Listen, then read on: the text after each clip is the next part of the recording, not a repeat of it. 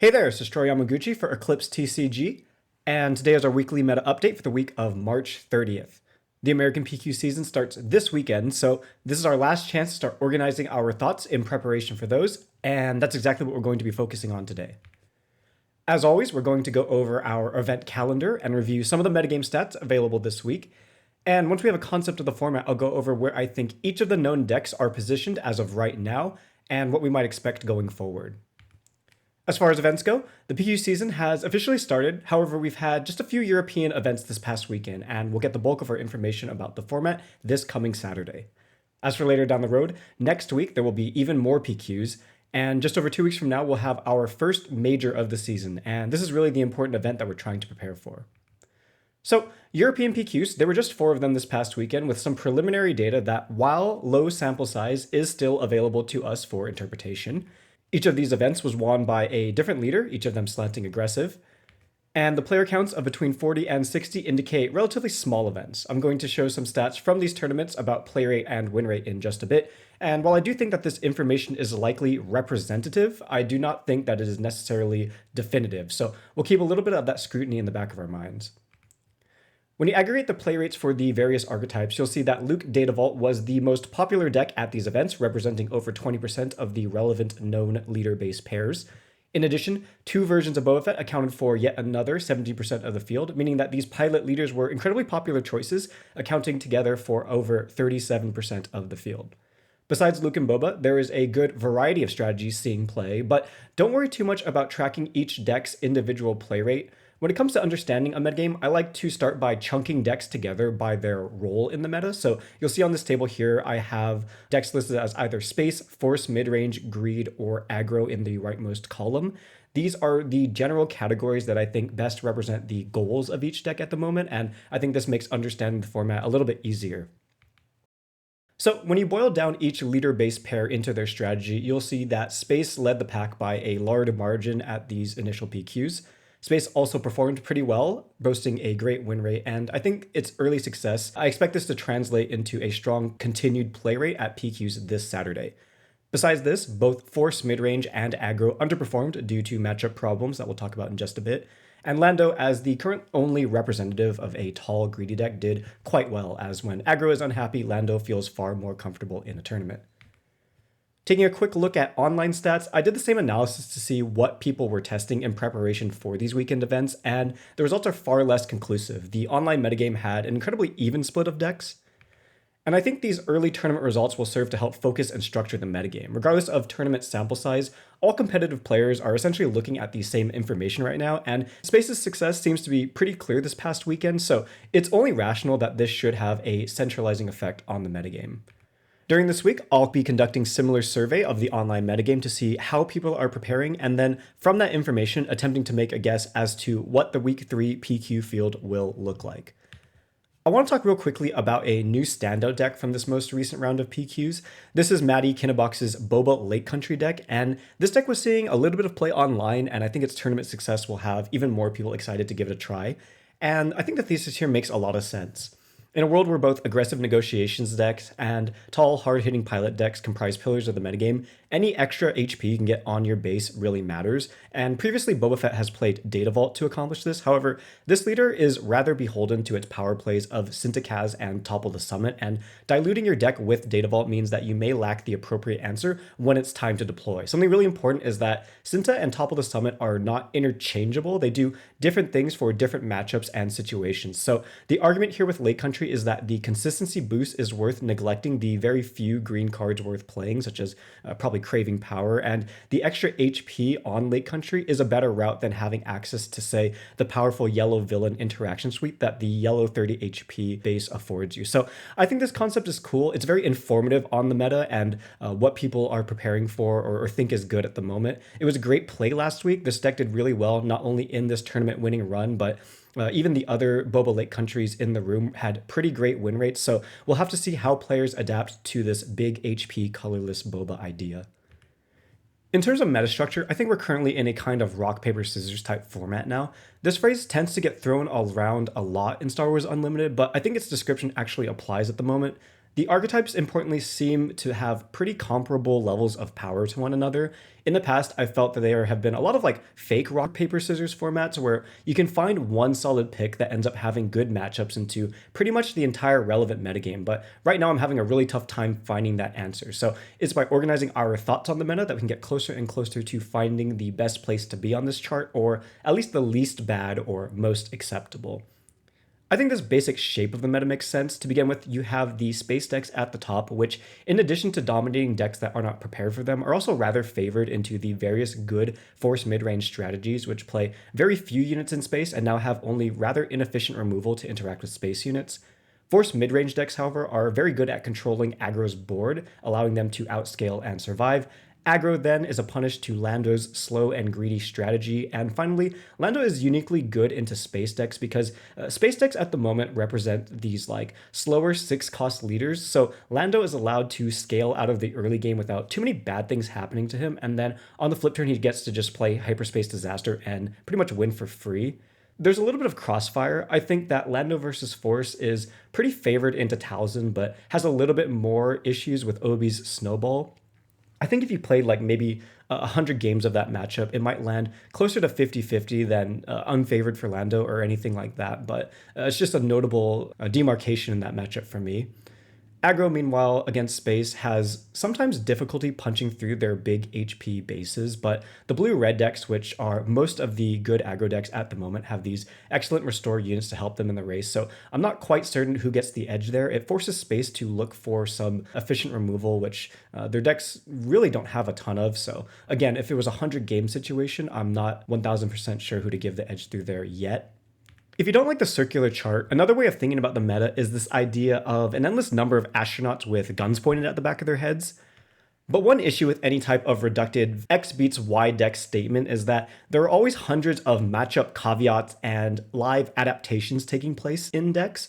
I talked earlier about how I like to boil decks down to what I consider their archetypal role in the metagame, and from there make broader statements like space beats midrange, midrange beats aggro, aggro beats Lando, Lando beats space. But when we're actually trying to prepare for a tournament and as we're testing matchups, this is where all of the more detailed nuance comes back out and we get some of the more specific knowledge tidbits like what I have thrown up on screen right now. So when we approach a metagame, there are always these like 5,000 loose pieces of information that we have to take into account and synthesize.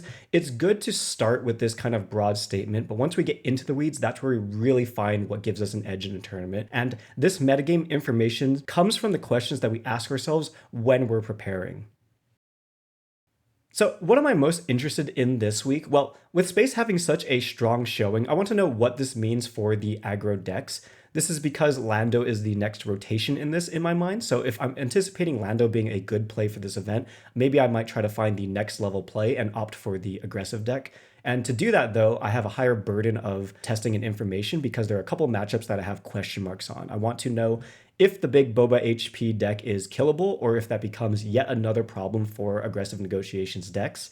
Based on this, I want to know if aggro can adapt to beat its force mid-range counters, because if aggro becomes a good play next week, then force mid-range becomes a good play as well, and I want to make sure I'm covering my bad matchup. Finally, if my findings on aggro are unexciting, I want to see just how Lando performs into the different aggressive decks in the room. If aggro is disappointing in my testing, then Lando just becomes that much more of an attractive option, in addition to his initial benefit against these space decks. So these are examples of some of the considerations that I'm keeping in mind as I'm trying to figure out what the heck I'm just going to play this weekend. And trying to find your place in the metagame is this constant process of asking, where is the best place to be this week and what can be done to improve or verify my position? So with all that said, in terms of the tier list this week, here's my understanding of the format. As always, if you've not seen this style of tier list before, I like to organize decks both by popularity and my assessment of their likelihood to win the tournament. Tier 1 is reserved for strategies that I think are most likely to win events. Tier 2 is a spread of very good decks that I think can win tournaments, but have larger matchup questions to answer than the Tier 1 decks. And finally, I also like to make a mention of a few relevant rogue decks if I can. So for this first week, at the top of Tier 1, I have Boba and Luke pilots. These guys are basically interchangeable for me. I've had them at the front of the meta since week 0, and so far nothing has changed. If anything, this past weekend's PQs have demonstrated that space is indeed the place, though with far more events occurring this weekend, I do expect players to adapt and for space's showing to be a little bit weaker by this time next week. Space as a strategy can lack options and struggle a little bit into preparation, so we'll see how resilient this strategy ends up being, but for now, it's clearly very strong and it's performed very well. Rising up alongside Space, and very happy to be here, is Lando Blue. This deck fills the role as just about the only remotely human, tall, and greedy deck in the format, and if aggro is currently struggling to chew these 33 and 34 HP bases, Lando is incredibly happy. Lando had a great win rate last week, and I expect him to attempt to repeat this weekend, as if Space remains popular, as I've said, Lando seems like a pretty clear answer to that. Finally, rounding out tier 1 here, I have Tobias, representing, in my opinion, probably the strongest of the aggressive negotiation strategies. This leader is really awesome, and his deck can be built to accomplish some incredibly specific setups on the flip turn. You have a lot of options, and you get to actively make cool plays. Additionally, against Space, besides access to the board wipe on 5, you have multiple strong restore units to stay in the game and race. I think that some of the focus is off of credit decks as well this weekend, so Tobias overall is in a pretty good spot, and we'll have to see if players feel comfortable bringing this fairly complicated deck to play to the tournament. I know that personally my prep on Tobias is not really where I'd like it to be, and I think that Tobias is a pretty bad deck to be guessing on when it comes to the technical play side of things, so I think this can definitely affect its representation and results. Moving down to tier 2, I have the two primary force mid-range strategies, Talzin and Obi-Wan, next to each other. As far as Talzin goes, I think most players are currently playing the yellow build. I think this yellow build is pretty horrendously positioned into the metagame, where Space and Lando are expected to be popular decks this next week. I would honestly recommend at least trying red, as Hona provides quite a lot in terms of your survivability, and the aggressive red upgrades give you a real game plan into Lando. Yellow Talzin I would probably put even lower than its current position in tier 2. I think this deck is honestly just not a very good choice this weekend. Obi-Wan, on the other hand, is personally just not a deck that I love. I think you're bad into Space, and maybe a controversial opinion, but I think your power plays of even opening Consular and some fat thing to play off of it have more counterplay than you might expect. When your opponent responds with, say, an upgrade on 3, trade over your Sentinel, you often find yourself losing on board or tempo, despite somehow opening the best card in your deck. So I'm not a huge Obi fan, although I have to admit that this deck is pretty powerful and can just blow other ground-based or fair decks off the map. I just cannot pick this leader myself, knowing that nominally I should have to beat like 3 Space decks to win my PQ. Then after Obi, I have Vel. This deck has been really impressive to me. I think that it has good play into Space. It can run over a lot of unprepared deck and unprepared players. Vel is one of also the few decks in the format that I feel allow you as the player to maneuver well. You have a lot of actions to take and a lot of important risk-reward decisions to make, and these decisions are matchup specific a lot of the time with how often you're supposed to give your opponent a credit. So this deck is really cool. The only marks I have against it are that I think the Luke matchup can be a bit suspicious if they know to look for their cheap removal, which they should, and the Talzin matchup is very rocky. This deck is reliant on keeping a quality board, and Talzin I think is a little bit too disruptive for it to deal with. After Vel, I have GUUBACCA in tier 2. This leader is really strong. I think it's also not bad into Space. Your pings are better than theirs and just delete units off the map from anywhere. But an issue for GUUBACCA is that he's doing something really specific. So I'm not sure if this metagame calls for him at the moment. I haven't played quite enough GUUBACCA to feel comfortable making that call. If there's a saving grace for him that I can say for sure, it's that credits aren't completely running amok in general, so you won't get smoked as often this coming weekend by main deck credit hate and lose the game. I think that GUUBACCA is definitely a meta call type deck, and just because I don't have a firm read on the meta right now, I don't know if I can put him much higher or if I would pick him myself. But he's still definitely a big threat in the room that you shouldn't ignore. If you've been grinding GUUBACCA yourself, I think this leader can be very surprising and is very clearly exceptionally powerful. So he was a really good choice. I just kind of more of a question mark for me personally. Next is Jyn Erso. I'm a lot lower on this leader recently after having played it a bit more. She just feels a bit boneless and slower than I'd like for an aggressive deck. I think I'll just have to wait to see how she performs this weekend before I pass further judgment, but at least personally, like from my own biased perspective, I would almost even like tentatively place her on Fraud Watch. I've liked Vel a lot better in the same colors, and it needs to be shown what exactly their matchup differences are before I say anything more conclusive about her power level or position in the metagame. And then finally, at the end of tier 2, here is JTL Vader. JTL Vader demonstrates perfectly that you could have just the most broken deck in the room, but if your matchup sucks, your deck sucks. This deck is incredibly broken. I am very high on Vader's inherent level of power. It's a very good deck. It's doing something very unfair. It has a very specific game plan, but I think this deck just cannot beat the two most popular decks in the room, Luke and Boba Pilot. These matchups are just horrendous poundings for Vader, and maybe if like the greatest Vader scientist in the world has cooked up the answer, this deck could shoot up to just becoming the unarguable like best deck in the format, but I would bet a good amount of money that this will not be accomplished. It's a more difficult question than I think I'd like to answer in terms of decks competing of the bad matchups. I'd at least personally just prefer to go almost anywhere else at the moment. Finally, just to round out the relevant rogue category, in Admiral Yularen Splash Base won a PQ, and anecdotally, out of all the weird decks I've played online, either as or against, this is one of the better ones. There's a little bit going on here. I kind of like it. Your leader is well statted and lets you extract value from your board, and there are a bunch of cute go wide type things attempting to set up lethal in his colors. You can also opt for a unity of purpose power play to just finish people on 6. So I think this deck is rogue. I don't think it's optimal, but I'd really like to see more of it because it's neat and it's in kind of a different colorway than we're used to seeing.